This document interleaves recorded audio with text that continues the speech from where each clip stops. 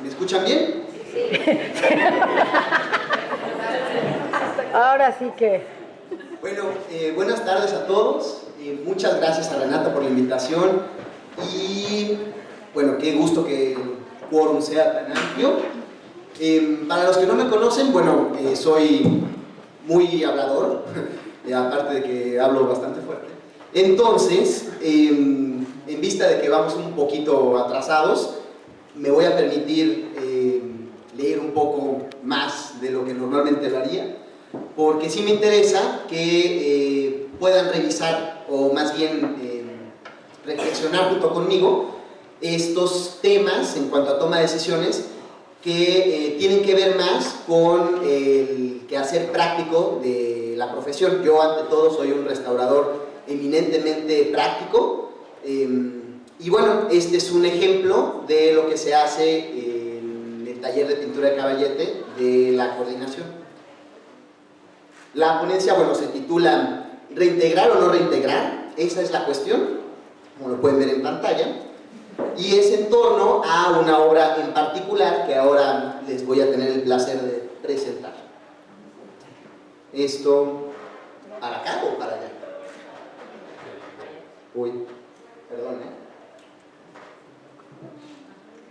La restauración de las pinturas de caballete busca corregir o frenar los daños materiales que suceden en las obras como producto del envejecimiento natural y de los factores externos a las que fueron sometidas a través del tiempo. Esto tiene como objetivos principales el asegurar su permanencia a futuro y permitir la recuperación de la lectura de la imagen, quien es la responsable en mayor medida de transmitir los valores estéticos, históricos, funcionales, tecnológicos y sociales que definen a este tipo de patrimonio y lo dotan de significancia cultural. Para poder lograr estos objetivos es necesario tomar una serie de decisiones que repercuten directamente en cambios en diversa magnitud sobre las obras que son sujetas a estos tratamientos de restauración. De esta manera, y recordando las palabras del profesor Jaime Cama Villafranca, emérito de la Escuela de Conservación y Restauración de México, la restauración debe de verse siempre como un juego de ajedrez, porque en un juego de ajedrez cada movimiento determina el siguiente, y así de forma sucesiva, hasta llegar al objetivo final, que es ganarle al oponente.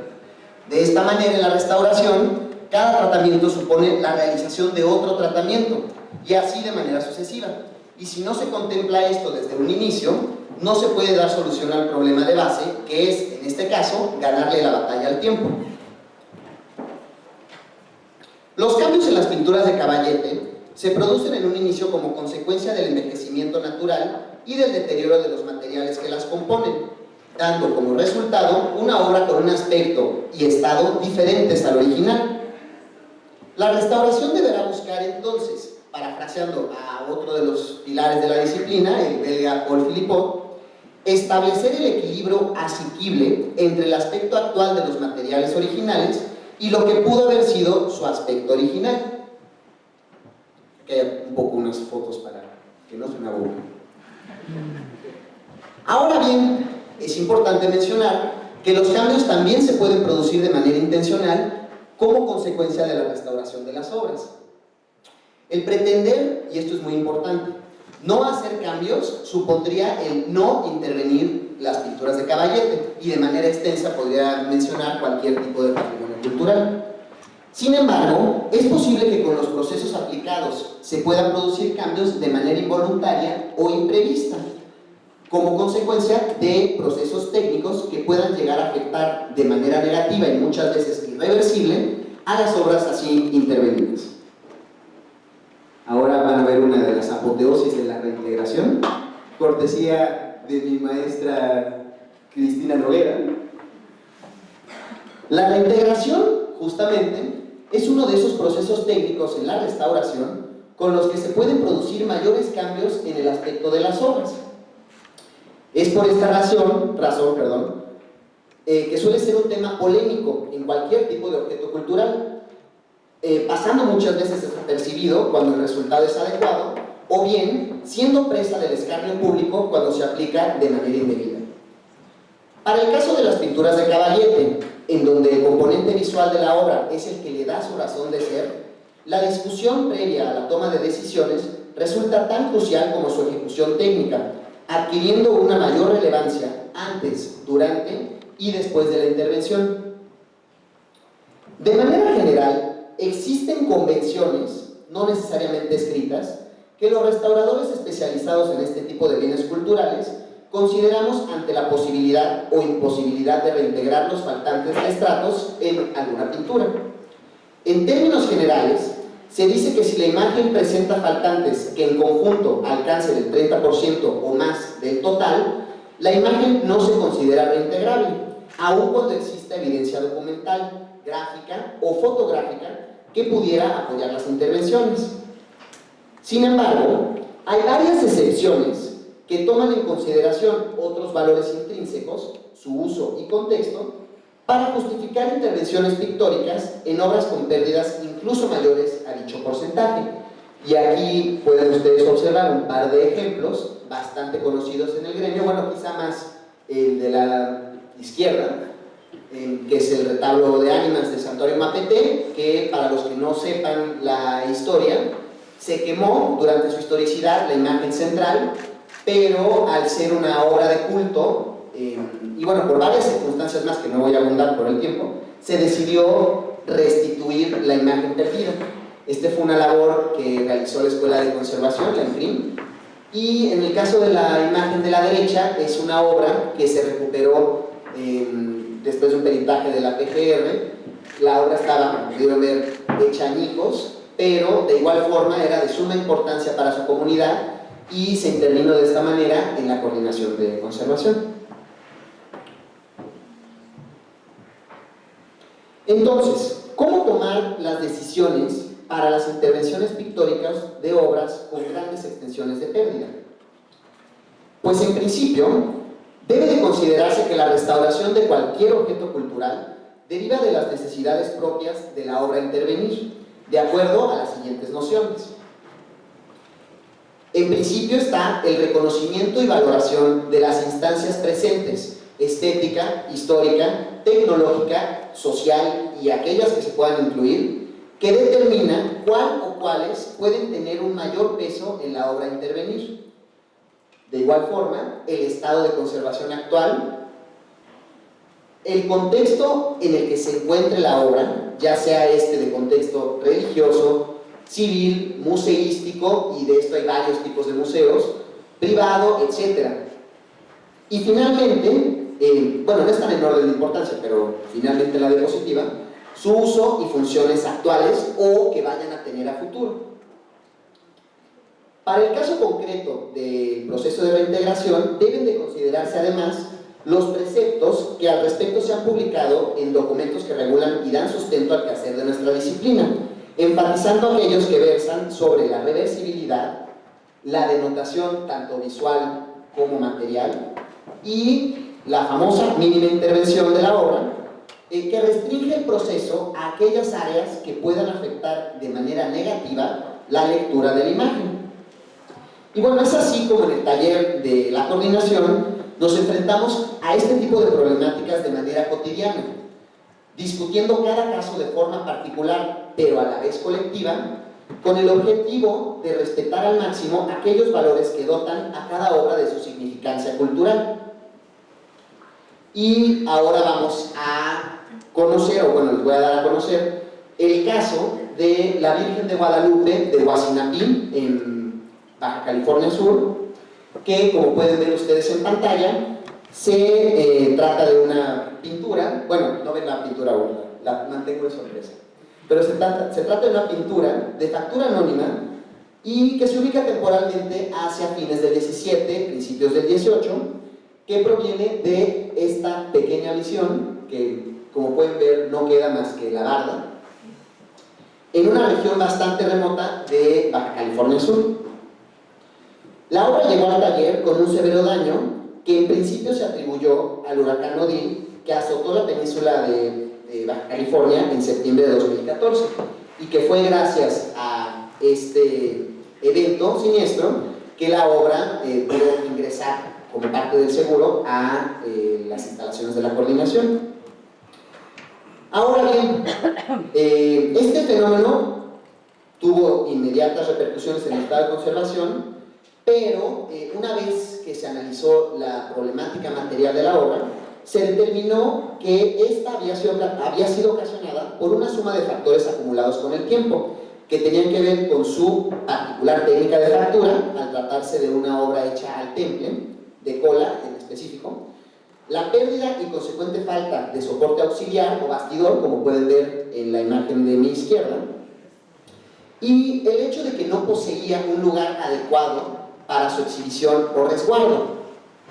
Esto, como está a la vista también, provocó un alto porcentaje de pérdidas en la imagen, que sin embargo no alcanzaban ese 30% antes mencionado si consideramos esta área como el total que se conservaba. Digo, aquí es muy difícil de ver, pero poco a poco van a ver esta reflexión con otras imágenes.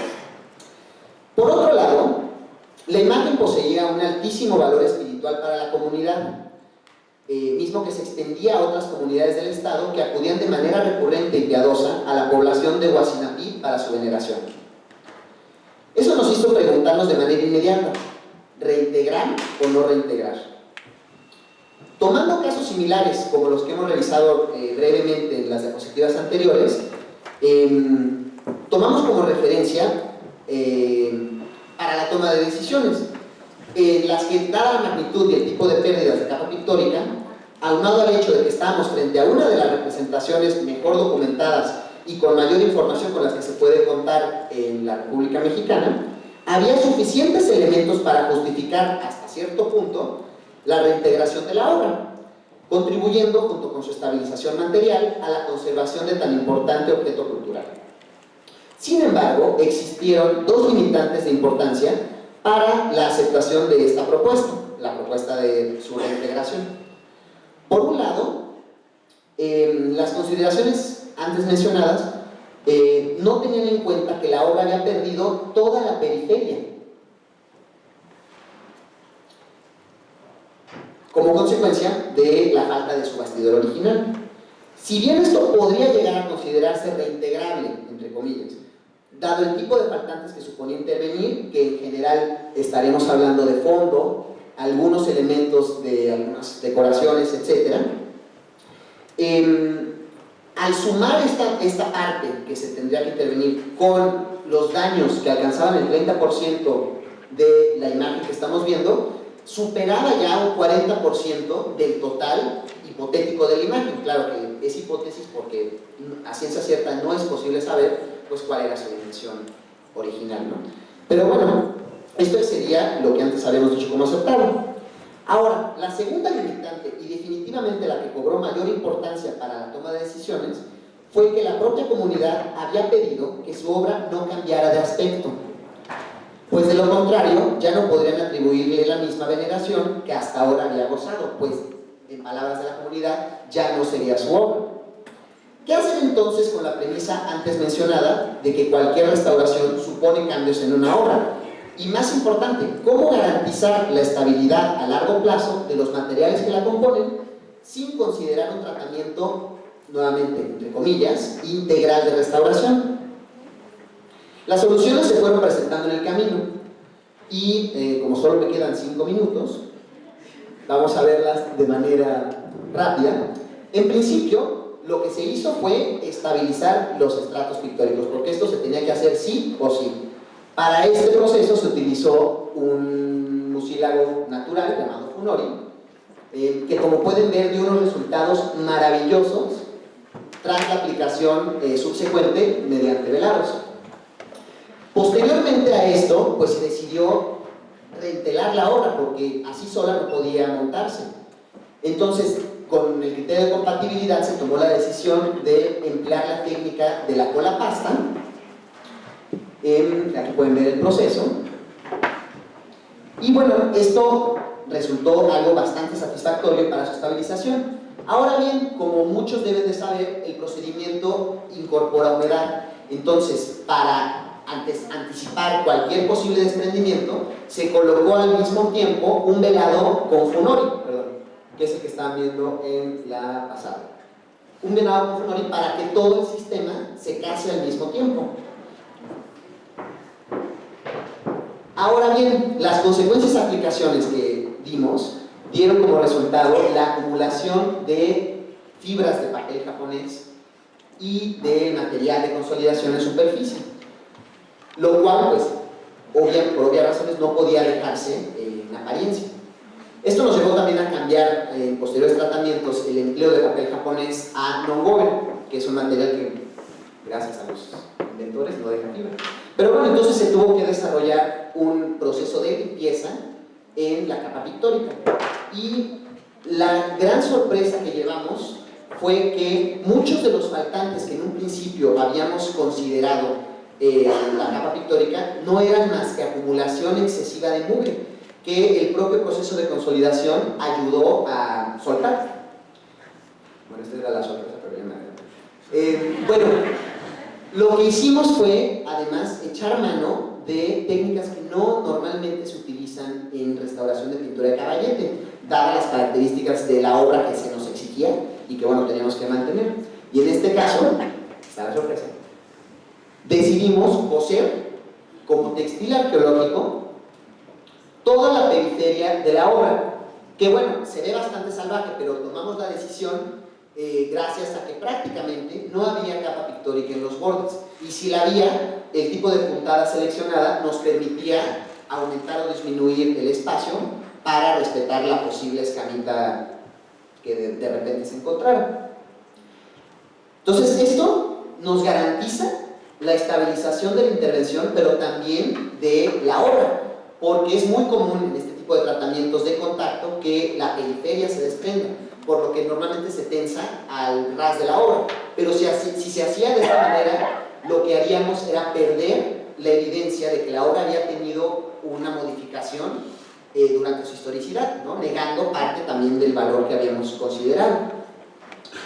Entonces decidimos presentarla como con una María Luisa de lino que nos sirviera también para aproximar la dimensión que originalmente pudo haber tenido. Entonces aquí la reintegración fue geométrica, digamos, porque a partir de lo que faltaba de estas escenas y de lo que había en las más completas, se determinó cuál pudo haber sido la extensión total de la imagen. Y bueno, así se mandó a hacer el bastidor para tener, pues justo, ¿no? La nueva dimensión, pero que no deja a un lado pues todo este paso de la historicidad y sobre todo la dimensión que pudo haber tenido en un principio. Rápidamente.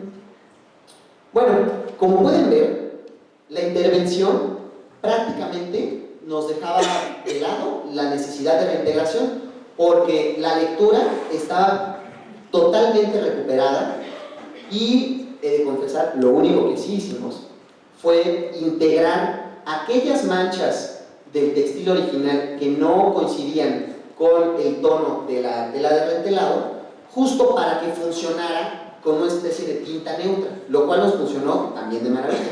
Y aquí recuperamos una técnica que se usa más en papel, que son los lápices de color y el grafito, aplicándolo prácticamente sin ningún presión, sin excesiva presión, para que pudiera ser totalmente reversible. Y ahora sí, fue en resumen, perdón por la premura, que la toma de decisiones para la no reintegración de la Virgen de Guadalupe de Huacinaquí nos llevó a respetar al máximo la autenticidad de tan importante objeto cultural, presentándola de una manera veraz y respetuosa del paso del tiempo para conservar aquella apariencia que su comunidad tanto valoraba, al mismo tiempo que se garantizó la permanencia y función de la obra por muchos años más. Comprobamos de esta manera también la recurrente premisa de que cada obra es diferente y de que, lo más importante, y todos lo sabemos, no existen recetas para la restauración, en este caso de pintura de caballete, comprobando además que la innovación y colaboración entre especialidades resulta muy beneficioso para el desarrollo técnico de la restauración. Y aquí está mi compañera Maru Marín, con la que tuve el placer de hacer esta intervención.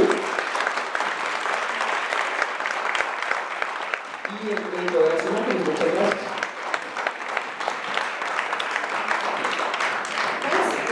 Recapitulando las presentaciones que hemos visto el día de hoy, quiero agradecer precisamente a Renata Schneider la invitación. La verdad es que me parece que es un tema que es muy importante que debemos abordar desde el punto de vista de la restauración, porque efectivamente una propuesta de intervención no se hace mágicamente. Cuando nosotros llegamos ya a una propuesta de intervención, es porque hubo toda una reflexión previa, análisis y toda una evaluación de los pros y contras de los procesos que vamos a llevar a cabo. En este sentido, la presentación que yo voy a hacer el día de hoy está enfocada en arte contemporáneo. La mayoría de los casos que hemos visto vertidos durante la mañana están enfocados a lo que conocemos o coincidimos como patrimonio cultural. Todos asumimos y nadie pone en cuestionamiento que esas obras deberían ser intervenidas y que de entrada tienen ya una valoración. Ahora bien, ¿qué sucede cuando nos enfrentamos a un objeto en el cual ni siquiera sabemos cómo llamarlo? O sea, porque vamos a encontrarnos en una materia en donde hablamos de arte contemporáneo de manera genérica, pero no sabemos definir si es una instalación, si es una pintura, es una escultura, es una obra que se rehace cada vez que se tiene que presentar en un museo, a diferencia de quizá pinturas de Caballete o esculturas que están en espacios públicos que ya tienen, pues, de alguna manera un reconocimiento. Estamos ante, generalmente el restaurador se enfrenta de una perspectiva en la que de alguna u otra manera sabe cómo asumir un objeto. Cuando a nosotros nos llega una obra que tenemos que diagnosticar, por lo general tenemos unos pasos de rutina, no con esto peyorativamente, de cómo vamos a acercarnos al objeto. Vamos a hacer un diagnóstico, vamos a hacer unas pruebas de solubilidad, vamos a evaluar el material y vamos a generar una propuesta de intervención. Sin embargo, todo este proceso que hacemos de discusión, de evaluación de materiales, generalmente no se explicita lo suficiente. Y a veces tomamos decisiones para las cuales habrá otros colegas que estén o no estén de acuerdo. Sin embargo, es muy importante que tengamos sobre la mesa, que tengamos conciencia de qué va a pasar con aquellos objetos de los cuales no sabemos si podemos o no hacer pruebas de solubilidad, si el deterioro que presentan está dado precisamente por la estética que plantea el artista o realmente es un deterioro como lo podemos ver en las pinturas de Caballete que nos acaba de mostrar Daniel. Es ahí donde se empieza a complejizar nuestra dinámica de acercamiento. Ahora bien, por lo general nos acercamos a la obra y tenemos una serie de factores y agentes alrededor de ella que nos facilitan o nos proveen información, como el párroco, la comunidad, quizá el arqueólogo, el arquitecto, en algún momento el sacristán, o las personas cercanas a las piezas. Incluso, muchas veces ni siquiera tenemos un autor, solo tenemos un artista con el cual dialogar, a veces ni siquiera nos importa, porque estamos viendo el objeto desde la perspectiva de que pertenece a una cultura, un objeto de la cultura maya, o estamos hablando de una Virgen de Guadalupe que, más allá de quién la haya pintado, sabemos a quién nos estamos enfrentando. Hasta ahí, de alguna forma, todo está relativamente controlado.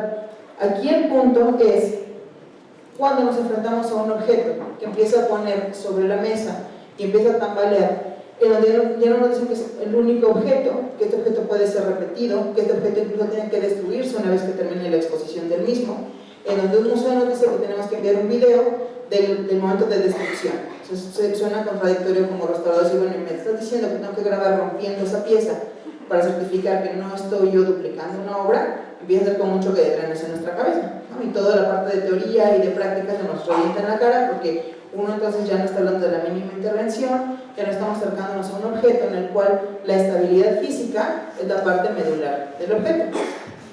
Otro punto también es que nos estamos enfrentando a una pieza, como dice Benjamin, a una obra que es desde su punto el aura.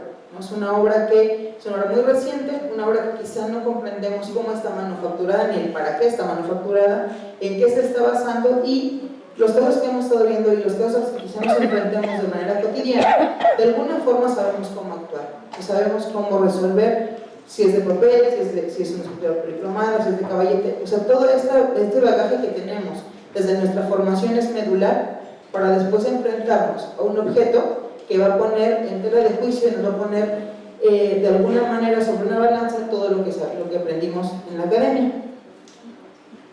¿Qué sucede cuando nos enfrentamos a un objeto en el que el artista se tardó más de de 20 años que está trabajando. ¿Qué sucede? Vemos una pieza así en un museo y tenemos que llevar a cabo un diagnóstico, ¿no? Más allá de verlo como un espectador. O sea, ¿qué es lo que yo tengo que tomar en cuenta?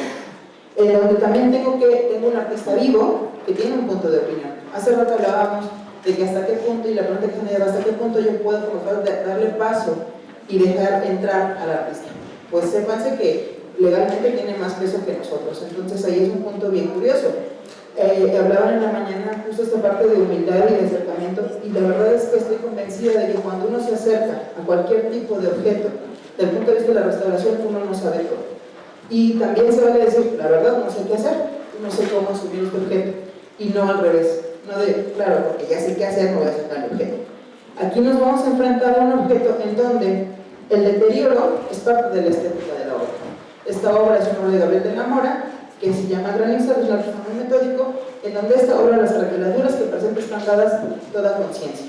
Es una pieza que él dejó en su taller, en la azotea de su taller, en donde justamente la dejó a la intemperie, ¿no? Todo el hecho de los agentes medioambientales, protegerla de la humedad, del sol. Bueno, esta pieza estuvo 3 meses en una azotea.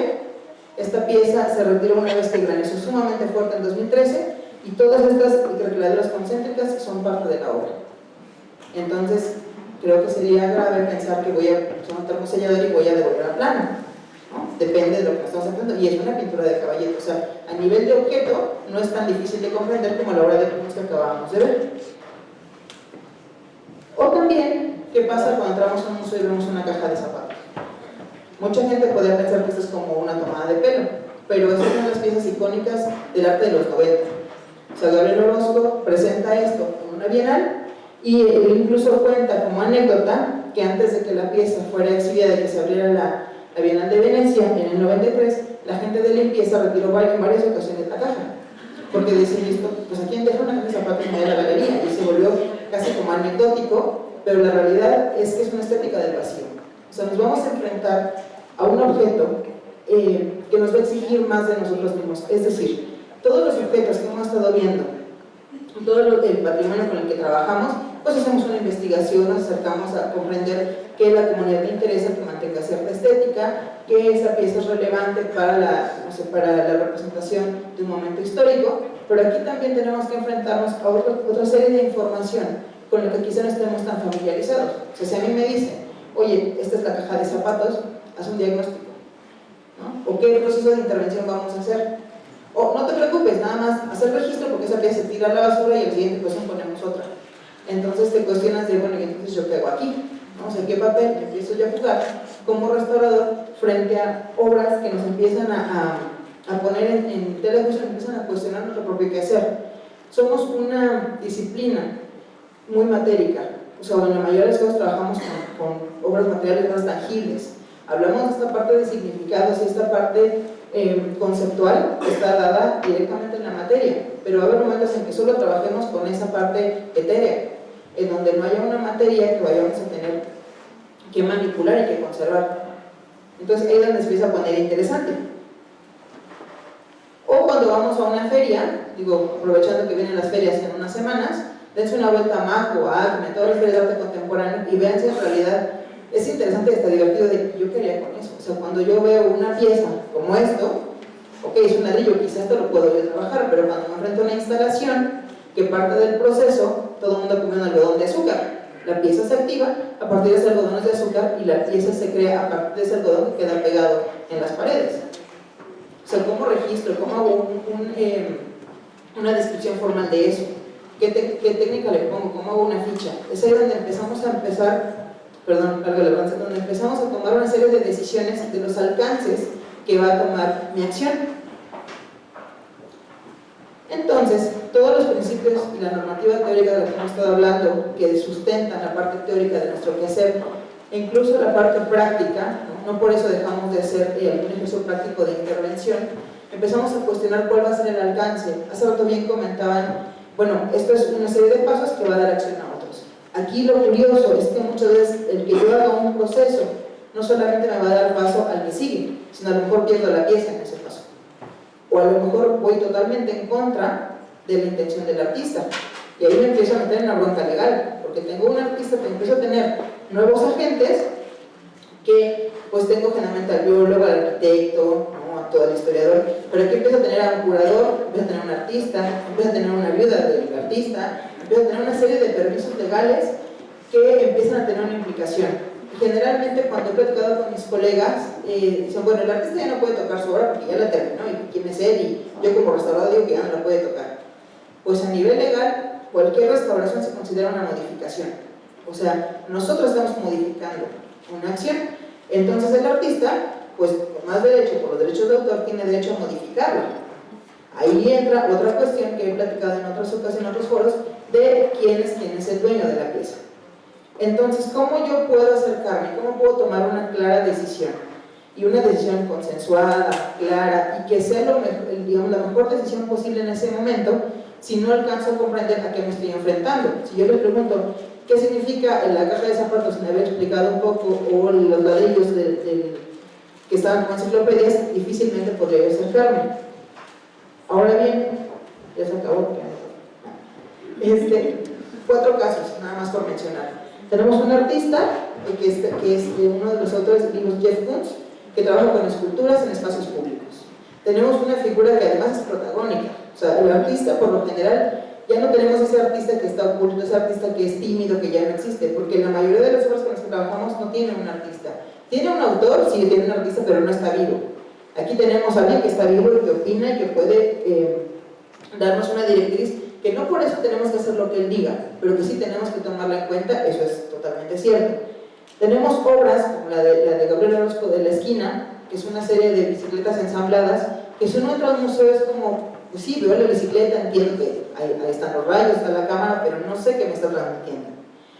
Tengo una pieza que a veces, por el tipo de montaje, llegan a tener accidentes. Este accidente fue una pieza de Mona Hatun en la feria de base de Hong Kong, que justo porque la gente no sabía si podía pasar o no encima, un niño se tropezó en una pieza de miles de millones de dólares, ¿no? Que además del accidente de la pobre criatura, ¿no? La implicación que tuvo, porque además fue una noticia que en las épocas de las ferias, pues qué implicación tiene que yo no sepa delimitar claramente el accionar. O una pieza de Ai Weiwei en donde sumerge jarrones neolíticos de 5.000 años de antigüedad en pintura acrílica y se transforma en jarrones coloreados del 2006. Estemos o no estemos de acuerdo, difícilmente si entramos a un museo y vemos esto, vas a decir de me gusta, no me gusta, estoy de acuerdo o no, y lo quieres ahorcar, no lo quieres ahorcar, está, y existe, y eso es lo que nos vamos a enfrentar.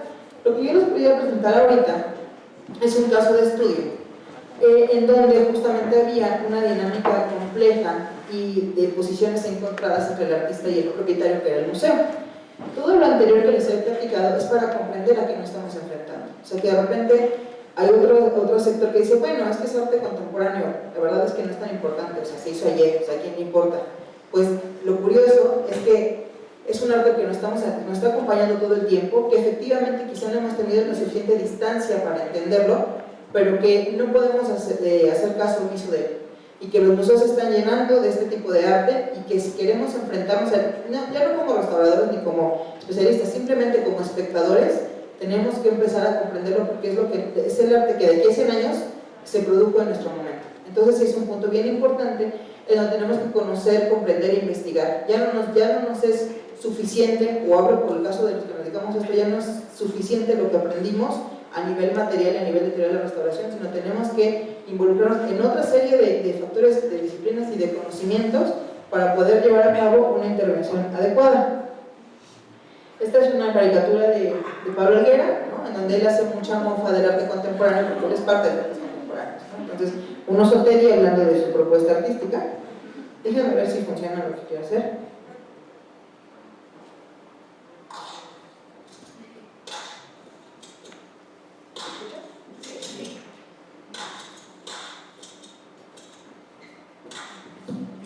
Si ustedes entran a una sala de un museo y escuchan eso, ¿pensarían en algo? ¿Engrapadora? ¿Qué? ¿Una pistola? Pues bien, esta es la pieza La Fiesta de las Balas. Es una pieza del artista argentino Enrique Jessic. Es una pieza que está inspirada en la obra La Fiesta de las Balas del libro que se llama El Águila y la Serpiente de 1926, un libro de la Revolución, escrito por Martín Luis Guzmán, y en donde él hace esta recreación de proyectar 300 balazos con diferentes tipos de armas. Utiliza pistola 9 milímetros, una escopeta calibre 12, fusiles de asalto calibre 7.62. ¿Los han escuchado en algún lado? En el narcotráfico. ¿Quiénes utilizan ese tipo de...? ¿Okay? Él lo que hace con esta pieza es plantear una problemática que es una problemática muy actual. Esta obra, cuando nos llega a nuestras manos, es porque el museo tiene inquietud. Esta obra se llama Fiesta de las Balas, es una obra que adquiere el MAP en el 2011 y que tiene un conflicto porque no sabe qué hacer con esta obra. Es una obra que es muy grande, que es muy matérica, en la cual tienes 3 paneles con vidrios blindados que todos presentan balazos. Están distribuidos las armas que les estoy comentando en cada uno de los paneles, y esta obra representa el confrontamiento entre la policía y el crimen organizado. O sea, esta cuestión de que siempre ya se hacen simulacros de los balazos, ya se hace todo un análisis de qué tipo de armas utilizan. Estas son varias fotografías de cómo se expone esta pieza, y lo que le preocupaba sustantivamente al museo era justamente la pérdida del material. Ellos en un inicio hablaban de consolidar el vidrio. Aquí el problema era que no sabíamos la postura del artista. O sea, si él está hablando de que estos paneles representan a la autoridad y las balas representan al narcotráfico, justamente hay una penetración del crimen organizado en la vida política y en la seguridad pública. Entonces, sería quizá importante tratar de retener ese desgranamiento del material, y para poder tomar una decisión adecuada y indicada teníamos esta obra. Tenemos una que es muy pesada, que es una obra muy masiva. Cada panel mide 2 metros, eso pesa alrededor de 500 kilos. Entonces, en donde desde cómo manipulas, cómo montas esta pieza, qué es lo que tienes que fijarte. Lo que se llevó a cabo, a resumidas cuentas, quien guste, tenemos toda la documentación en el seminario. Esta obra se hizo todo un análisis del tipo de vidrio que presentábamos. Nos platicaba incluso el artista que la empresa de vidrio estaba tan impactada de la resistencia que tuvieron sus vidrios que en la exposición querían poner su cédula, se les dejaba poner su marca, ¿no? Y él dijo, no es una cuestión publicitaria.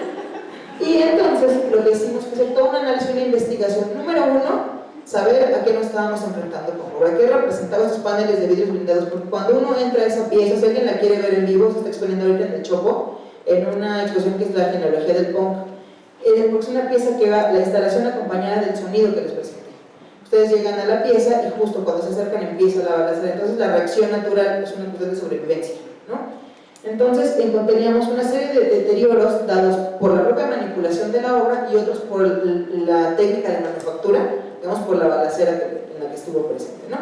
Esta obra él la trabajó en un campo de tiro con con armas de su pertenencia, y teníamos una serie de deterioros que el museo estaba preocupado y quería frenar, ¿no? Todos estos abolsamientos que ven aquí son abolsamientos del vidrio rellenos de esquirlas de vidrio. Ustedes los tocan, son sumamente suaves y se caen los vidrios. Decía, bueno, si esta pieza me va a perder, ¿qué hago? Lo que determinaba la postura del museo era, ok, lo consolidas. La postura del artista era no. Entonces, lo que hicimos fue plantear lo que les decía, explicitar, hacer todo un análisis de las 5 opciones que se habían puesto. En inicio era solamente registrar e investigar la pieza. La segunda era registrar e investigar, pero llevar a cabo un tratamiento sobre el metal sin evitar las marcas de la pistola, sin limitar o ocultar las marcas que habían dejado las balas. En algunos momentos había golpes de las mismas balas. Luego, la tercera opción era consolidar el vidrio. La cuarta era revertir ese amarillamiento que también para el museo le generaba una especie de preocupación y conflicto. Y la 5 era rehacer la obra. Entonces les pueden parecer como 5 opciones muy dispares, pero nosotros lo que trabajamos en enseñar es a partir de un modelo de toma de decisiones que nos da esta oportunidad de explicitamos todo. O sea, hasta la opción más utópica, ¿para qué? Para que el propio, tanto el dueño de la obra como el artista, como otro colega que le toque el momento de intervenir, entiendan por qué en el 2015 llegamos a esa decisión. Que sea en 20 años sea otra la que se tome. Lo que hicimos sí fue hacer pruebas con esas esquirlas de vidrio que teníamos para determinar cómo iba a reaccionar el material, porque piensen que, bueno, no sé si alguien sabe de la tecnología del vidrio blindado, pero es el vidrio, una película plástica, película plástica, el introducir un solvente, el tener un tratamiento directamente sobre el vidrio también le iba a generar iba a tener una implicación a veces negativa. Lo curioso aquí, y justo como esa Daniel que estaba reservando al final, es que toda esta decisión y todo este planteamiento tuvimos que hacerlo antes de hablar con el artista, porque no íbamos a poder tener acercamiento con él. Nosotros hicimos las propuestas, las discutimos, nosotros como seminario tomamos la postura, todavía sin saber qué es lo que pensaba el artista, de no consolidar, porque nos parecía, una vez haciendo las pruebas, que además iba en contra del significado de la pieza. Justamente lo que quiere representar es esta debilidad que presenta la autoridad, esta debilidad que presenta la seguridad nacional, y que de repente consolidarla era como dejarla contenida en el tiempo. Pero esta parte pues fue beneficiosa, fue un diálogo evidentemente con el museo, no es una decisión unilateral, estuvieron de acuerdo, se trabajó el metal como se trabajaría otro tipo de obras metálicas, pero en la cuestión del vidrio esa era la parte, digamos, medular. Si ustedes lo tocaban era sumamente suave, y cuando lo dialogamos con el artista, lo entrevistamos, y lo curioso es que dice, bueno, es que mis obras pues nunca han sido intervenidas, ¿no? O sea, la restauración y yo nunca estaríamos cerca. Lo curioso es que los artistas se dan cuenta que en el diálogo van diciendo, no, bueno, si esta pieza sí intervino, bueno, esta también, y empiezan a entender el acercamiento que tiene un restaurador, porque cuando uno habla con artistas contemporáneos es como de, ¿ya vienes a regañarme? ¿O me vienes a decir que hice mal? ¿O vienes a querer frenar mi creatividad? Y no, la realidad es que queremos entender qué es lo que le interesa. La verdad es que sí fue un diálogo muy abierto, muy fluido, y justamente le explicábamos, le presentamos las opciones, vio las alternativas, o sea, le explicitamos todo el proceso que hicimos para tomar la decisión que estábamos tomando, pero claro, no era una decisión cerrada en ese momento, todavía faltaba la opinión de él, porque además pues él es digamos, propietario intelectual de la pieza. Se determinó que la pieza no se iba a consolidar, él estaba de acuerdo, es que yo no considero que se consolide, lo que a él le preocupaba más era cómo se estaba montando esa pieza. Si ustedes se fijaron al principio, les mostré la pieza como con el espolvoreo de las esquirlas, y si se fijaron, había una fotografía con las esquirlas en una caja de cartón. A él le preocupaba más eso, a él le preocupaba cómo se estaba montando la obra, que porque cada que se montaba, a veces había quien la quería dramatizar, y que a él le importaba mucho que las esquirlas se vieran que habían caído, no que fuera como azúcar glass espolvoreado alrededor de la pieza, porque como que, digamos, adulzaba un poco el montaje. Y entonces lo que hicimos, a concluir, resumiendo, concluyendo esta parte del proceso, fue trabajar el metal, no consolidar, pero sí elaborar un manual de montaje, que además ayudara al museo porque no le quedaba claro cuál era el frente y cuál era el tras, cuál iba en medio y cuál iba al lado. O sea, cosas que eran como muy complicadas. Estamos trabajando con él el manual de montaje, y digamos que como está montada en el Chopo ahora, es de alguna manera como se pretende que quede ya para futuras exposiciones y que no tenga mayor problema. Estos son algunos de los factores que se tomamos en cuenta, que son importantes de considerar, que si quieren, insisto, el documento pueden visitarlo, pueden ver la pieza directamente, que sería interesante que lo puedan ver. Y bueno, por eso dicen que los curadores prefieren trabajar con artistas monos. Pero bueno, esa es una broma, evidentemente. Muchas gracias por su atención.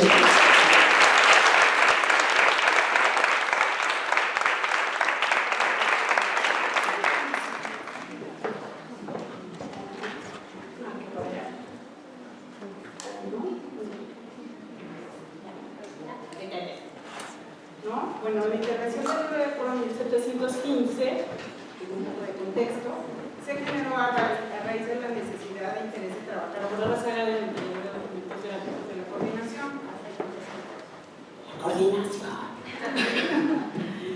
¿No? A ver, ¿qué sigue?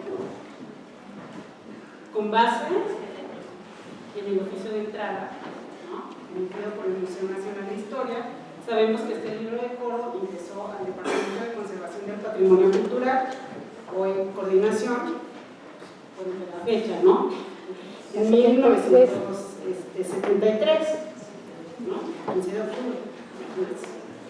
Desde entonces ha permanecido en el taller de documentos gráficos, y no fue sino hasta principios de 2011, ¿no?, que retomamos el caso y que derivó en nuestra tesis de licenciatura.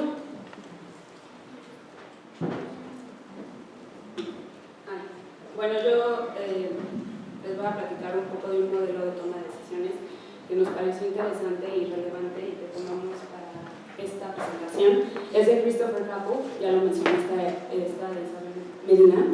Y bueno, les voy a platicar un poquito, porque ya al final van a ver que va a ser relevante. Entonces, él toma un acercamiento de una serie de pasos que tienen que seguir utópicamente para que tú intervengas un objeto. Entonces tienes el objeto, tienes una investigación inicial, y entonces determinas los objetos de conservación que son generalmente discutidos con el dueño o con el custodio.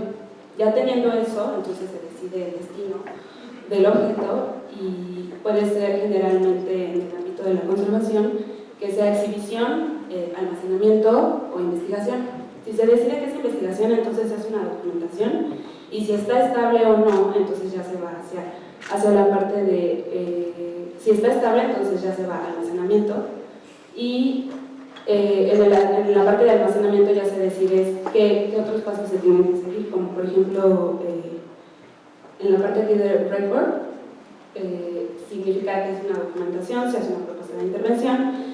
Aquí en disassemble es que tú vas, o tomas el objeto y entonces lo estudias, lo abres o haces un análisis, lo limpias y lo estabilizas, ¿no?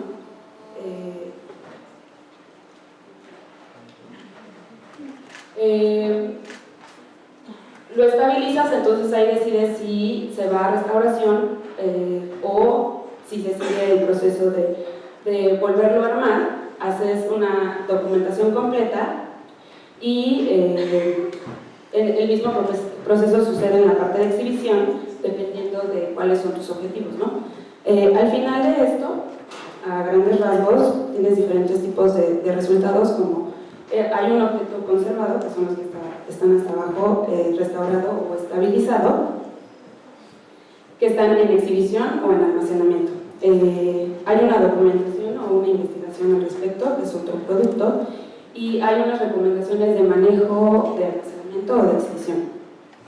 Es importante mencionar que además de todos estos pasos que él propone, también hay ustedes tienen que seguir códigos de ética que varias instituciones han publicado, entre ellas pues la mínima intervención, el respeto a la integridad del objeto, la documentación, etc. Entonces, bueno, ya vimos la parte utópica, ¿no? Nosotras en ese momento no sabíamos sobre esa metodología, entonces propusimos esta, que es muy similar a la que se sigue en la escuela, ¿no? Que es, primero, pues tienes que conocer el objeto, la técnica de manufactura, los materiales constitutivos, el estado de conservación, el contexto histórico en el que está, y tener también una muestra comparativa para determinar, por ejemplo, en el caso de los libros, es muy común pensar que hay dos iguales, ¿no? Por ejemplo, en este caso, bueno, en realidad no pero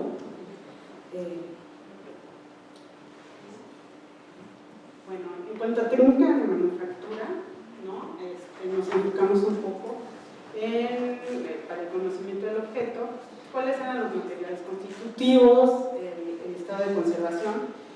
Y en el caso del libro Recoro, lo primero que hicimos fue identificar los elementos estructurales, ¿no? Por ejemplo, ahí podemos ver tapas.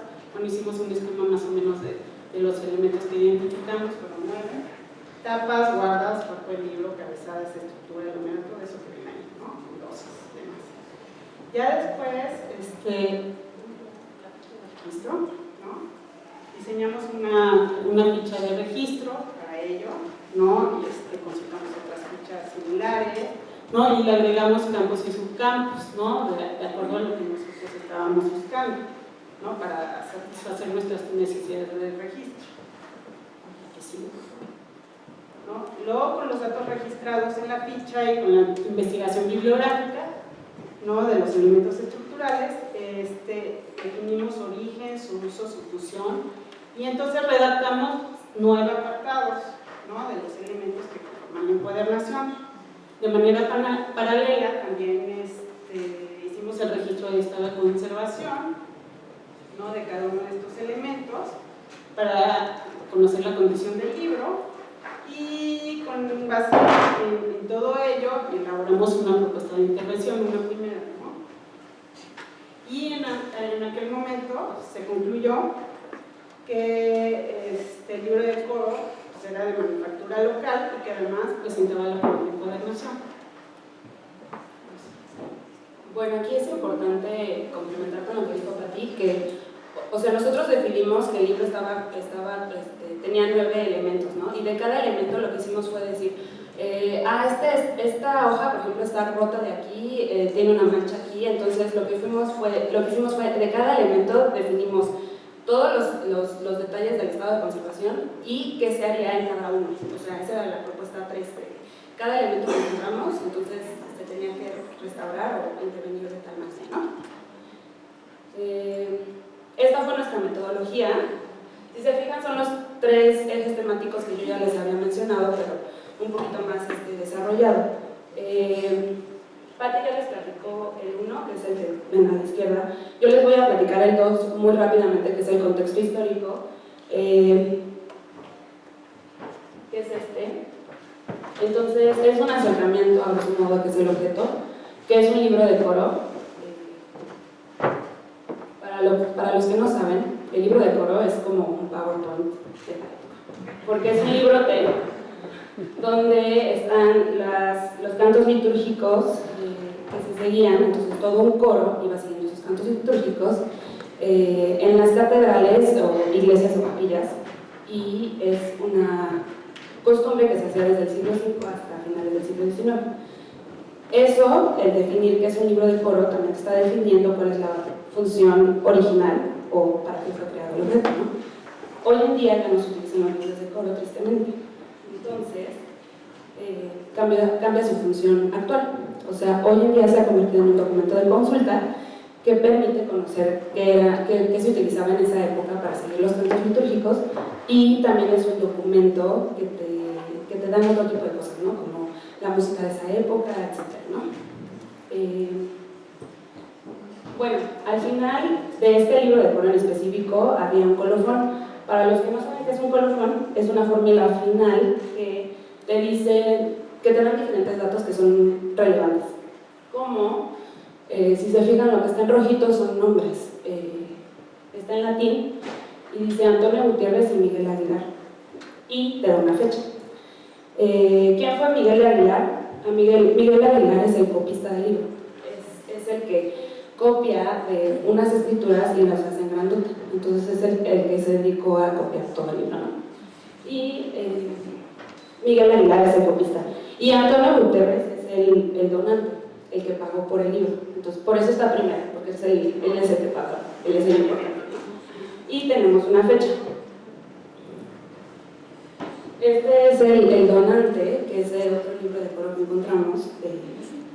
Falleció como 2 años después, entonces, y falleció ya grande, de 77 años, entonces ya veía su muerte próxima, ¿no? Él era español, original de Medina, y no voy a andar mucho en quién fue Miguel Aguilar ni Antonio Gutiérrez, porque eso es para otra presentación, pero sí fue importante para nuestra investigación, ¿no? Porque nosotros, para saber cómo había llegado ese libro y por qué había estado tanto tiempo en el taller, fue importante. Empezamos con 3 pistas. La primera fue el colofón. La segunda fue el chapetón central, que si se fijan es un corazón con 2 flechitas, entonces es un símbolo agustino, ¿no? Y luego el oficio, ¿no? Y sobre eso hicimos una serie de eventos que seguía del devenir del libro, ¿no? Desde su creación hasta por qué llegó a nosotros. Entonces, pues rápidamente, pues el convento de San Agustín en la Ciudad de México se creó en 1715. Luego en 1859 se da la ley de santificación con Benito Juárez, todo lo que era muchas cosas de acervos religiosos, etcétera, pasan al gobierno, y en específico el convento de San Agustín se vuelve la Biblioteca Nacional en 1800. Bueno, y tenemos conocimiento de que en 1913 hay un oficio donde el director habla sobre los trabajos que estaban realizando en la biblioteca y menciona los libros de coro. Entonces tenemos la certitud de que había libros de coro, ¿no? Después, Antonio Cortés hace otra lista de los libros, de cosas que se pueden llevar de la Biblioteca Nacional para ser expuestas en otros museos, específicamente en el Museo Nacional de Arqueología e Historia, y enlista los libros de coro.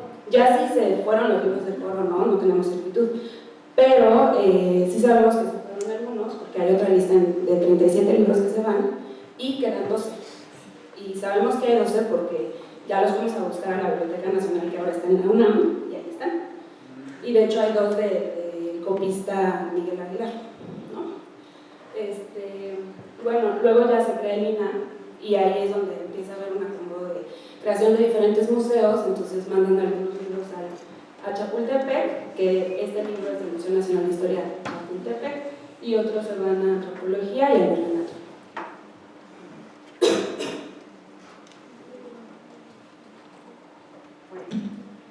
También para esto hicimos una muestra comparativa. ¿Con qué fin? Ay, no sé. Bueno, ¿no? Entonces identificamos otros libros, ¿no? Y sobre todo esto de la muestra comparativa tiene que ver con detectar si se hizo un mismo taller o pues por la técnica de manufactura y también por la encuadernación, ¿no? Bueno, evidentemente sí era el mismo copista, pero no tenemos la certeza si la encuadernación también se llevó a cabo, ya sea dentro del convento o en un taller fuera. Entonces, haciendo estos estudios que teníamos que hacer, ese estudio comparativo en ese momento, ¿no? Pues primero encontramos otros libros, ¿no? ¿No? Y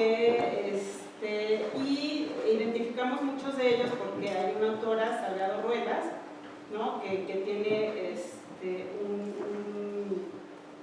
ella se especializa también en toda esta época en libros de coro, ¿no? Y reporta haber encontrado 4 libros copiados por Fray Miguel de Aguilar en algunas publicaciones, ¿no? 2 de ellos en la Biblioteca Nacional de México y 2 en el Museo del Virreinato. Y salió, ¿no?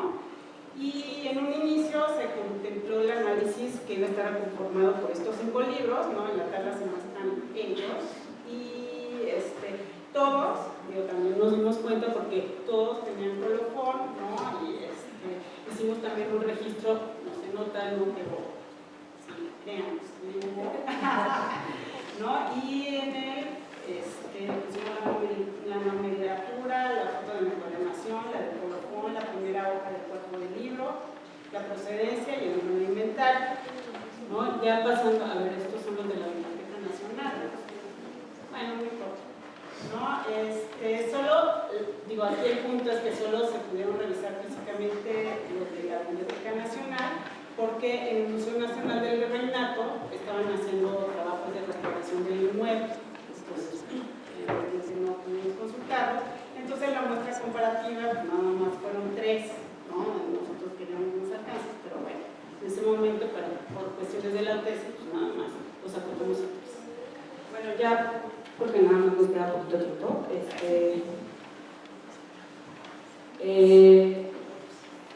Aquí hacemos una comparación rápida y una reflexión, que es a lo que íbamos a llegar.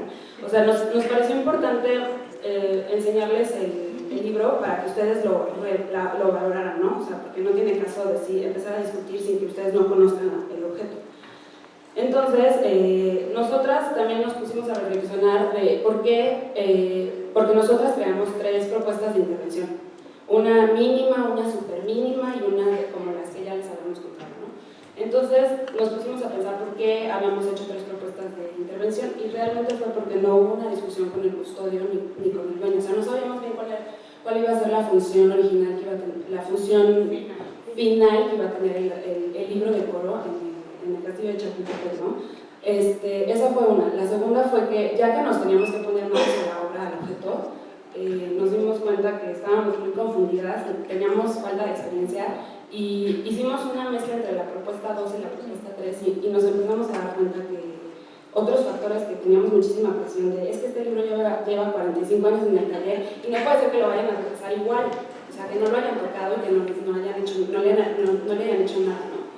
Entonces empezamos a manosearlo y de repente dijimos, no, a ver, espérate, vamos a parar porque estamos modificando evidencia histórica y pues paramos, ¿no?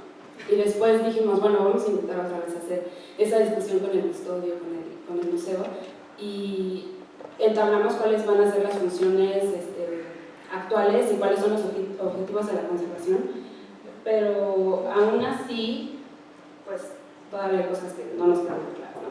Entonces hicimos esta propuesta, que es un modelo, que en teoría todo el mundo puede seguir. En teoría, lo primero que ustedes tienen que saber es conocer al objeto, ¿no?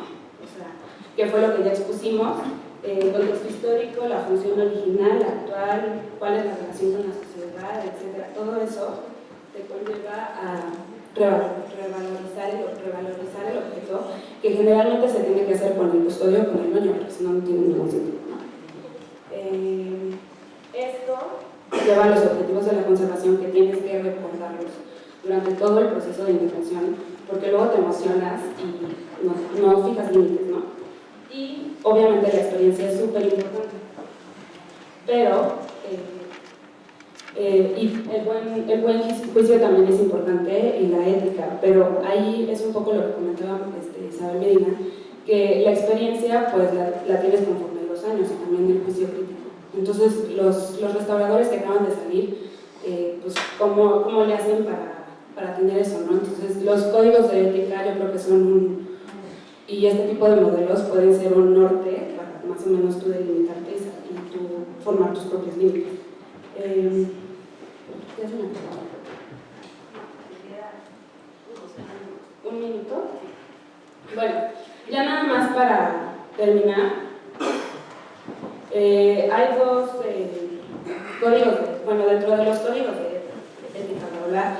Hay dos principalmente que se tomaron muy en cuenta en esta reflexión del libro de Coro, que es la mínima intervención y la reversibilidad. En realidad es muy difícil en los libros. O sea, tal vez hay personas que digan, ay, pero también en la arquitectura y también en la pintura mural, en el caballo. En los libros es muy difícil que haya una reversibilidad como tal. Es mejor, o sea, si no vas si no sabes bien qué le vas a hacer, es mejor dejar ahí reglas. O sea, es lo que más o menos dice el libro.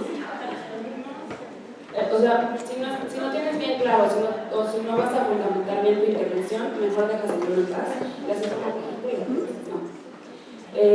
Y queremos terminar con algo que dice Muñoz Vines, que dice que nosotros nos llamamos conservadores, pero realmente lo que estamos haciendo es, estamos cambiando el objeto. Entonces, más bien nos deberíamos llamar administradores del cambio. O sea, porque es entender bien qué es lo que va a cambiar en el objeto para que se mantenga igual, entre comillas, tú sabes que no va a ser igual. Entonces, si queremos que algo se conserve igual, algo tiene que cambiar. Como conservadores cambiamos los objetos, pero en realidad lo que estamos haciendo es que lo estamos cambiando.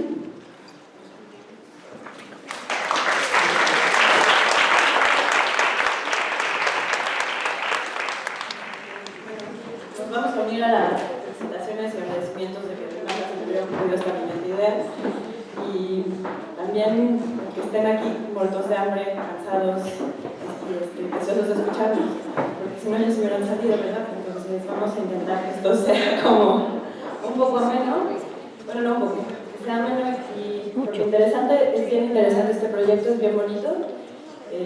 Junta muchísima gente. Aquí en la portada estamos el taller de metales y Carlos Cañete, que volvieron a hacer un programa en la mesa anterior. Y es algo que no me había tocado tampoco el taller de metales porque en general, como habían dicho también en otra de las ponencias, en la escuela nos evocamos más bien al asunto pedagógico, ¿no?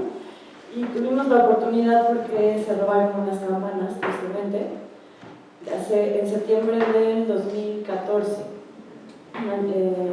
Llamaron a Janine de la coordinación porque tenían que ir a hacer el levantamiento del proyecto de intervención. El asunto había salido en medios y la historia es bonita, se les va a contar rápido.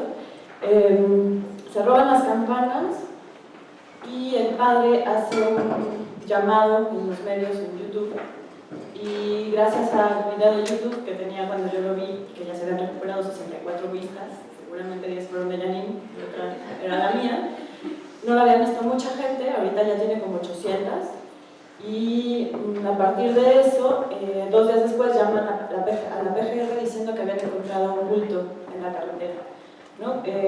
Bueno, la localidad está en Escobedo, en Montemorelos, en un municipio al sur de Monterrey, lo cual podía no ser algo bueno, ¿no? Puede ser cada vez.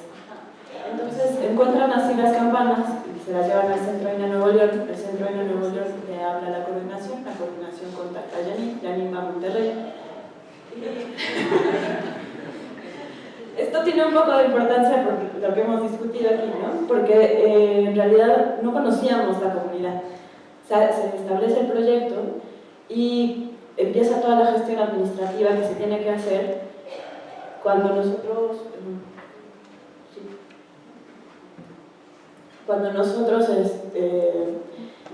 ya pasado un tiempo, esto fue en septiembre, les decía, en octubre fue a Yanin y para mayo seguían sin llegar las campanas a México. O sea, la realidad es que el dinero no fluye como quisiéramos y la gente no sabía en qué estado estaban las campanas ni dónde se estaban interviniendo. Entonces, en enero empezamos a trabajar con Carlos Cañete y con todo el área de comunicación social de la coordinación y nos parecía que lo más prudente era acercarnos, decir dónde iban a estar trabajando las campanas, porque además también es algo que no se había intervenido en el taller, ¿no? Esto implicaba muchísimo más investigación, recursos, y dio pie a otro seminario de campanas también, juntarnos varias personas que habían estado trabajando campanas y preguntarnos qué era una campana, si el sonido es objetivo o subjetivo, de qué depende, si lo podemos recuperar, si una soldadura impacta en el sonido, cómo se produce el sonido. O sea, era un mundo completamente desconocido para nosotros, ¿no? También gente de instrumentos musicales estuvo interviniendo y ahora sabemos un poco más de esto. Y bueno, desde esta primera visita, como que nos preocupaba un poco saber qué era lo que estaban esperando, además de presentarnos un poco y decir, esta es la escuela, esta es la coordinación, este es el taller, esta es Gabriela, esta es Janine, y lo que intentamos hacer sería esto, pero ustedes qué están esperando. Para eso, pues Carlos fue fundamental, porque pues, nosotros podemos tener buenas intenciones, pero somos restauradoras, y pues Cañete fue el que guió y condujo todo este primer acercamiento y todo el acercamiento posterior que ha habido con la comunidad. Entonces, las imágenes, bueno, la imagen anterior vieron el contexto, que es una fundación muy chiquita. Bueno, es el arranque de la fundación de 1715 y el interior es una imagen que ven abajo. En realidad es un templo muy, muy humilde. Yo creo que 50 personas es con la cantidad que se llena. Nos comentaban ahora al regreso de las campanas que el culto había aumentado porque también la zona del norte pues en realidad no son católicos, ¿no? Son más bien protestantes. Y ya la que sigue, gracias. Esta es la imagen del video de las campanas, ¿no? Ahí fue como muy evidente lo que el padre Antonio decía, así está textualmente copiado, ¿no? Les pedimos a todos, incluso a los que bajaron y se las llevaron, no sé a dónde, y lo dice muy, muy molesto.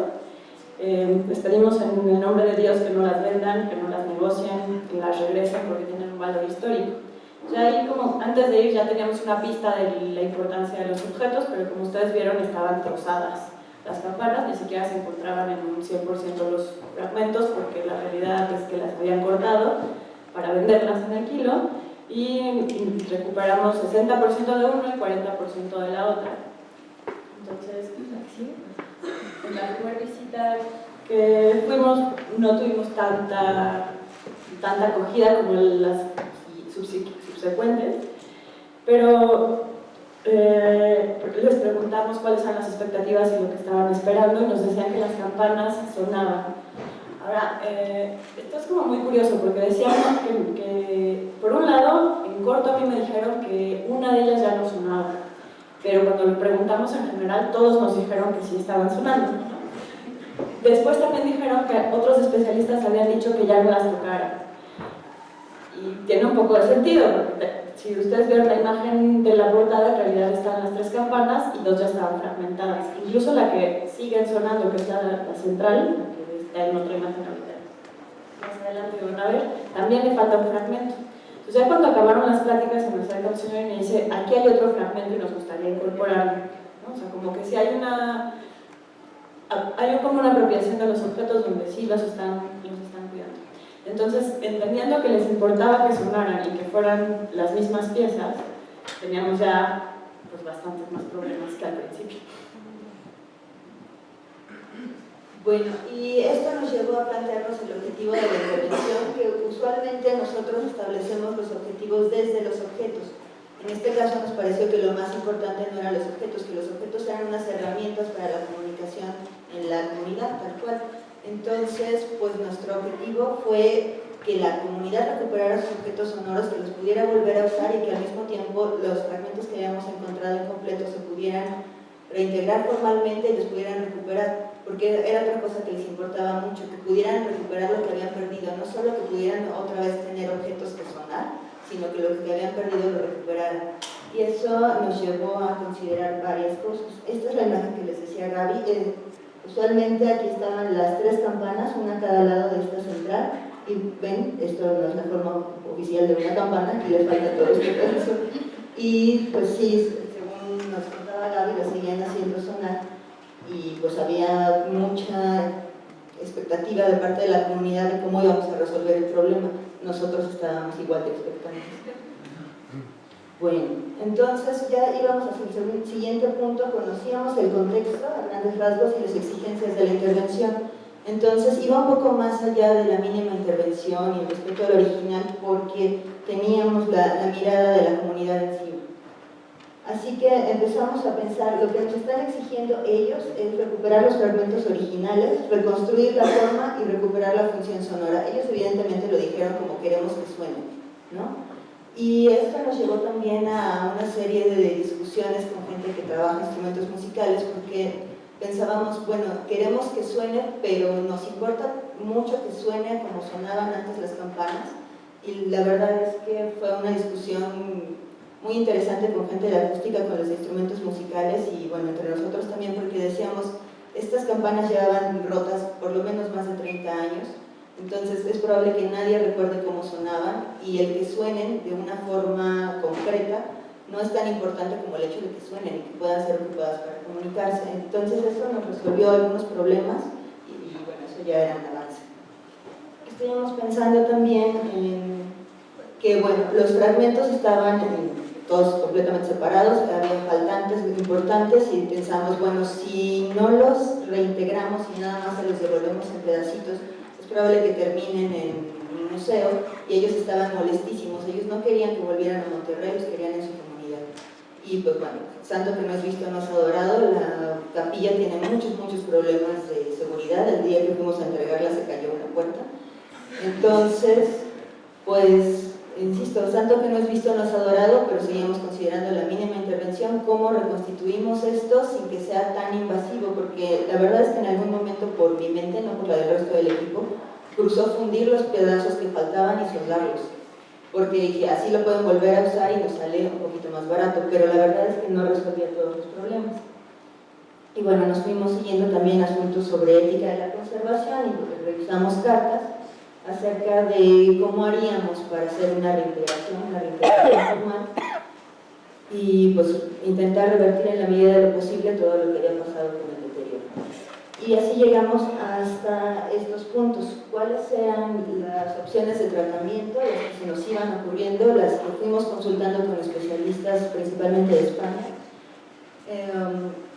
Podrán ver por allí que la refundición aparece nada más como algo a considerar, no porque verdaderamente hubiéramos pensado que era una opción para nosotros en este caso. Y las exigencias de la restauración, como ven, hay los 3 puntos, ya los habíamos mencionado, que fueran las cosas que solicitó la comunidad, y el 4º punto lo incluimos nosotros. A ellos les tenía sin cuidado que se conservara el valor histórico-tecnológico, que nosotros lo estábamos planteando como que se mantuviera la composición y la cristalografía de las campanas. Eso, insisto, a ellos no les importaba, pero para nosotros es muy importante. Así que añadíamos este elemento más a la problemática. Bueno, entonces pues ya habíamos empezado a planear las opciones de tratamiento y para otro congreso en Segovia, que fue bastante antes de que pudiéramos intervenir, de hecho, las campanas, nos planteamos esta forma de cuadro en el que estábamos disponiendo en un lado cuáles eran todas las posibilidades de tratamiento y cuáles eran todas las exigencias. Entonces, como pueden ver, para recuperar forma, todas las posibilidades estaban funcionando. No así para el respeto a los materiales, tampoco para la recuperación de la función sonora, ni para la conservación del valor histórico. Lo que nos funcionaba, bueno, no era la fundición, no era soldar los fragmentos, porque eso, además de caro y que es como demasiado novedoso, en ningún momento nos permite conservar todo el valor histórico. También se ha visto que se rompen a partir de algunos años, entonces pues no era una buena carta de presentación para nuestro trabajo y para el instituto que entregáramos algo que años después se iba a romper. Así que bueno, el montaje de los fragmentos era una opción que respondía parcialmente. La reproducción y los fragmentos almacenados respondían parcialmente, y lo que nos respondía que sí a todo era el montaje y elaboración de reproducciones. Esto de reproducciones es un punto importante porque mientras hablábamos con los restauradores de instrumentos musicales nos decían: son reproducciones las que ustedes están planeando, porque las réplicas tienen que ser exactamente de la misma forma, los mismos materiales para producir casi el mismo sonido. Y nosotros no teníamos tanta información, teníamos información de la forma a partir de los fragmentos, pero ahorita les cuento cómo terminamos de juntar la información. Y tenemos información de la composición, pero resulta que la composición era muy mala. En México era muy difícil conseguir estaño, era muy caro, y nos hemos dado cuenta por otros análisis que hemos hecho en campanas históricas a lo largo de estos 2 años ya, que las aleaciones son muy ricas en cobre, muy bajas en estaño, y eso las hace propensas a ser blandas y romperse. Entonces, si volvíamos a hacer esta misma aleación, lo más probable es que también se rompieran al cabo de unos cuantos años. Así que decidimos modificar la aleación y en lugar de una réplica hacer una reproducción. Está cumpliendo la función que estábamos buscando, pero no es exactamente una repetición de cómo eran sus campanas en inicio. Digamos que sí, no es un clon, o es un clon al que ya le quitamos la posibilidad de tener cáncer o diabetes, ¿no? Así que es un clon mejorado, digamos. Así que bueno, ya nos encontrábamos en el punto de elegir los tratamientos y hacer una propuesta de intervención. Les decía que en un primer momento nos parecía que era posible hacer un vaciado complementario a partir de un modelado a mano. Sin embargo, no sé si se fijaron en las primeras fotos que les poníamos, que estaban clasificadas como A y B las campanas. Las fui clasificando un poco al feeling porque me parecía que se iban uniendo las secciones, y llegaron unos compañeros de CECADET, del Centro de Ciencias Aplicadas y Desarrollo Tecnológico, a ayudarnos para hacer registro 3D y a partir de ahí hacer un modelado digital. Pues resultaba que los acomodos que había propuesto no se acomodaban para nada, o sea, no correspondían con la realidad, sobraban pedazos, faltaban pedazos, y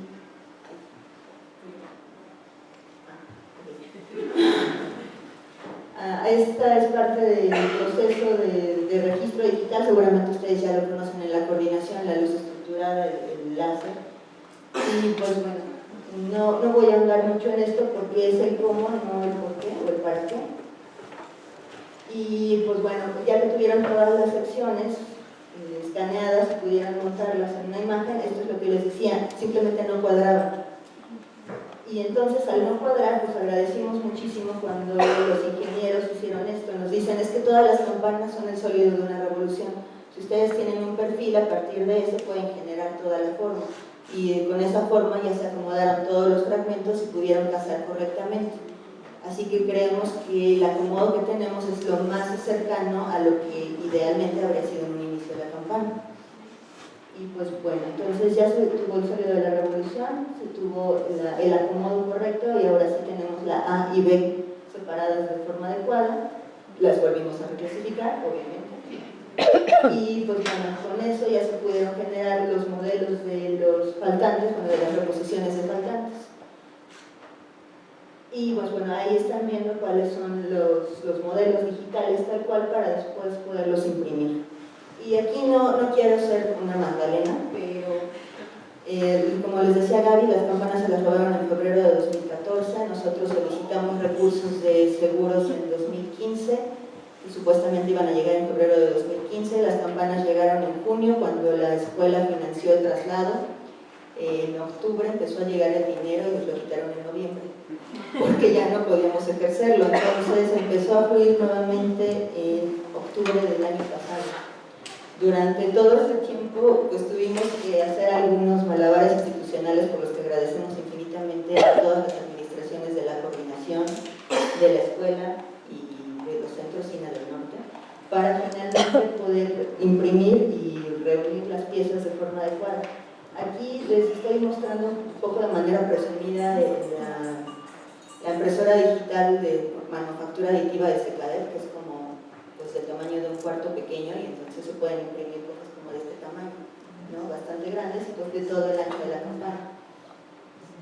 Así que bueno, nos permitió hacer bastante bien esto. Es una tecnología maravillosa, pero que todavía requiere muchas adecuaciones. Tuvimos que hacer también bastantes reparaciones in situ, pero bueno, creemos que el resultado fue bastante efectivo. Y bueno, esta es una parte muy sencilla y muy bonita, pero después cómo le hacemos para montar estos pedazos inmensamente pesados sobre la pieza de plástico. La verdad es que la pieza de plástico, con todo y que no era sólida, sino era un semisólido, aguantaba muy bien, pero requirió también ponerle por dentro unas estructuras de aluminio. Insisto, este es el cómo, no el por qué.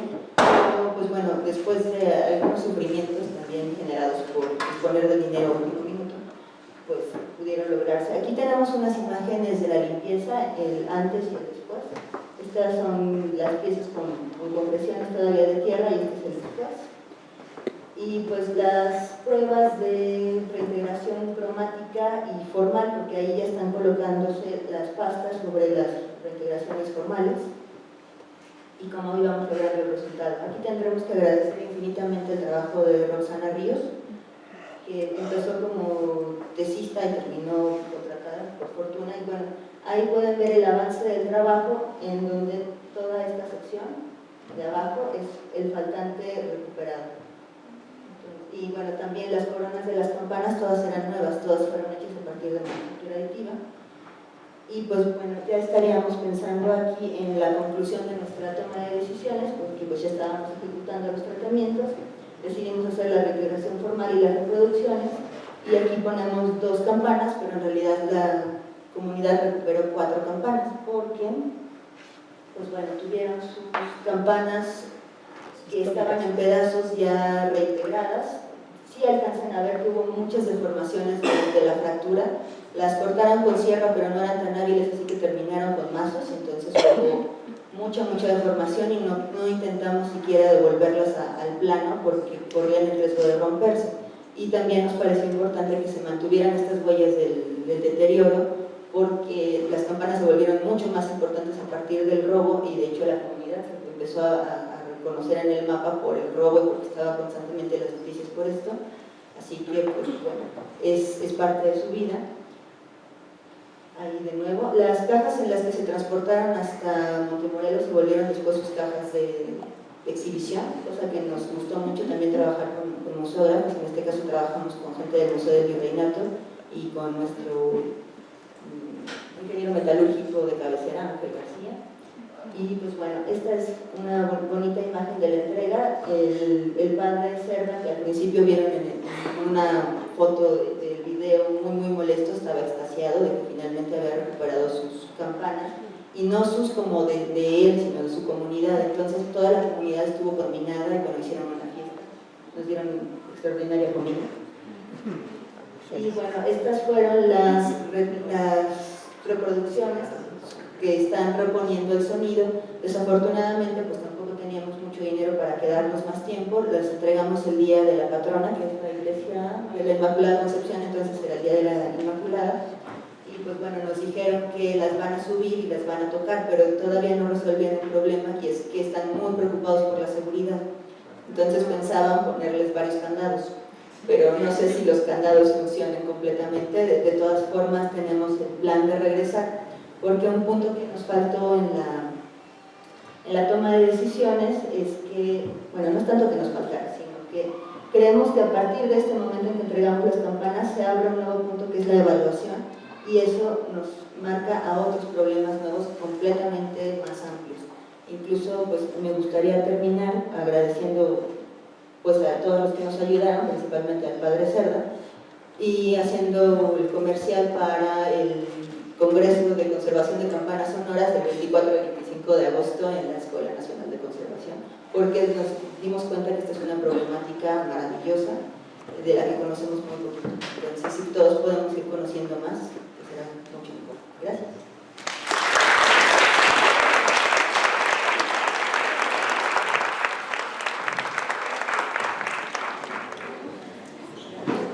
¿Nadie? Sí, ahí hay un Magdalena.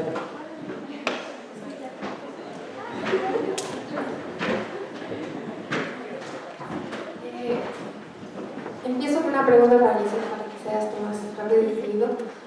Me parece bien interesante como la figura del restaurador en obras que se están creando al mismo minuto en el que estamos hablando, sean susceptibles ya a una conservación, justo por el tipo de materiales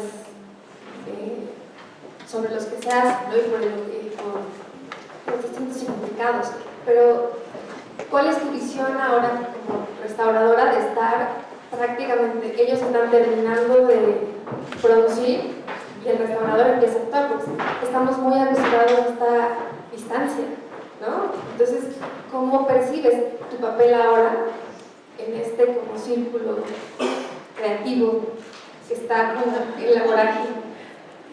Es que es bien interesante esa parte, porque siempre estamos trabajando con objetos que ya tienen una distancia, digamos, temporal, ya no corresponden a nuestro momento y no puedes quizá comprenderlo. A mí me parece que las bases que uno tiene en la academia te dan te dan el suficiente pues soporte para poder enfrentarte a estas obras. Ahora, un fenómeno que también está pasando es que ya no solo estamos enfocándonos a restaurar el objeto. Ahorita estamos empezando a trabajar una obra, eso es bien interesante, estamos colaborando con un colectivo de artistas para crear una obra. Entonces, no es que uno pretenda ser artista, pero que les interesa mucho saber cómo van a ir utilizando los materiales, cómo van a ir guiando el proceso para evitar justo el deterioro. Entonces yo creo que de alguna manera se diversifica la acción, que ya no solamente esta visión de que te enfrentas a tu objeto, tú a tú, o sea, el objeto, tú y te dedicas a intervenirlo, sino que colaboras de otra perspectiva. O sea, entonces también está generando mucho conocimiento a partir de eso, porque están generando manuales de montaje, recomendaciones a futuro, empiezas a interactuar de otra manera, y me parece que también nuestra disciplina se empieza a dar a conocer, que desafortunadamente luego se da a conocer por casos pues poco, ¿no? Favorecedores a nuestro quehacer, pero que también es como, hay alguien que sabe de materiales, o sea, les llama mucho la atención a los artistas pero ¿cómo se saben tantos materiales si no son pintores o no son escultores? ¿No? Porque la formación de artista no tiene generalmente una educación en torno a los materiales. Entonces yo creo que se está transformando, y sí, o sea, sí es muy, pues hasta cierto punto irónico. En el taller nos ha tocado 2 veces trabajar obra que se había hecho el año pasado, obra que ya empezó un deterioro, digamos, brutal y súper acelerado, a diferencia de una pintura del 18, ¿no? De frente a cámaras que tienen tantos siglos y que han resistido tanto, pero yo creo que es como ver una nueva perspectiva. No por eso nos vamos a ver artistas, ni curadores, ni museógrafos, pero sí entender nuestro presente de otra perspectiva y no solamente limitarnos a intervenir el objeto.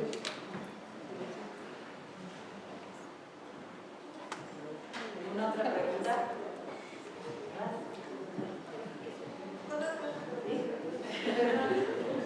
Para Daniel,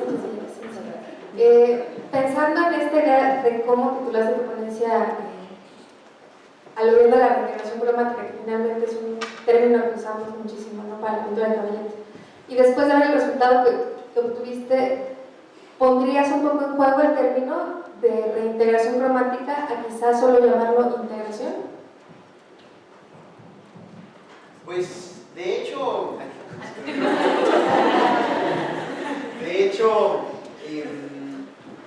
traté conscientemente, a lo mejor tuve algún desliz, de no poner reintegración cromática en el texto, porque justo es lo que no se hizo, o prácticamente no se hizo. Lo que hicimos fue una reintegración quizá pictórica o en cuanto a la presentación de la imagen, y como también en alguna diapositiva le indiqué, pensamos también hasta en llamarle reintegración geométrica, en el entendido de que aquel espectador que tenga cierto conocimiento puede interpretar que el faltante perimetral en la obra responde a su dimensión original, ¿no? Y si bien no reproducimos ningún faltante de la imagen, pues sí es hasta cierto punto un paso en la reintegración de la obra tan importante, que de hecho, nada más como comentario general, Valeria me acaba de mostrar la foto ya in situ, e incluso le hicieron una vitrina para protegerla de pues, cualquier deposición de polvo o algo, porque pues, bueno, se dejó asentado que no tenía barniz, que la obra era bastante vulnerable en ese sentido, y está increíble porque tiene un marco de LEDs. Me dio mucho gusto verla en su comunidad. ¿Alguien más? Solamente una aclaración para Pati y Tania. No sé por qué dicen que el colofón del libro de coro está en latín, está en castellano, a todas luces. Nada más. Gracias. ¿Alguien más?